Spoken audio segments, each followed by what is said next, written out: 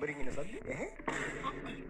ඈ වරින් මම උඹේ කාමරේ අස්කර කර හිටියේ මල කෙලියේ කියන්නේ නැතුව මස් කරලා උඹට කියන්නේ මූසල අපායක් වගේ පුදුම කැතක් තිබෙ මේ කාමරේ මේ අම්මේවක් කරදර වෙන්නේ නැතුව ඉන්න එපේ මම හෙට කොහොමද කාමරේ අස්කරන්න හිටියේ ඒකට බාලදී දෝසෙද හෙට ගා අද කරපන් මම උඹ මරු වැඩ ටිකක් නිපුතේ මේ කාමරේට වෙලා ගන්නද අද මට අහුණා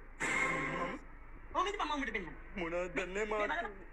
දැක්කද අර එක අඳුමක් හරියට නවල අද ඔබේ කුඩි කරලා ඇතුළට දාන්න සංගත් රත්තු නම්බු පිස්සු ඇදලා තියෙන්නේ අම්මා කරදර වෙන්න එපා මම ඕකට අත ගහනවා දැන් කොහොමද ඊට වඩා හපන් දෙයක් උඹ කළා මම මේ ඩ්‍රෙසින් ටේබල් එකේ ලාච්චු ඇරියා ඒක ඇරියාම තමයි මට හම්බුනේ මල්ලා මගේ අවුරුදු 3කට කලින් නැති වෙච්ච මහාන කතුර මම මේ කී පාරක් ඇහුවද කොහෙද කියලා උඹ මොකද කියන්නේ නෙන්නේ ඈ ඒ තමයි මගේ වැරද්ද අම්මේ මගේ වැරද්ද උඹේ වරද තමයි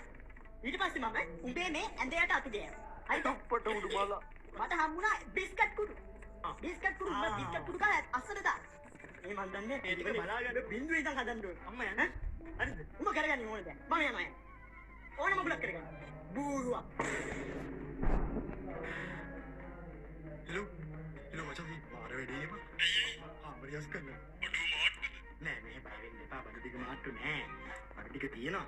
අපි ඊට සෙට් ඉන්න හතට හොඳයි ආයෙ හතට ඉන්න මේ බඩ ටික චෙක් කරලා ගෙනින්න හරිද මම බඩ ටික අරන් ඉන්න බය වෙන්න එපා මචෝ ගනින් බඩු ටික මේ ටික තමයි thank you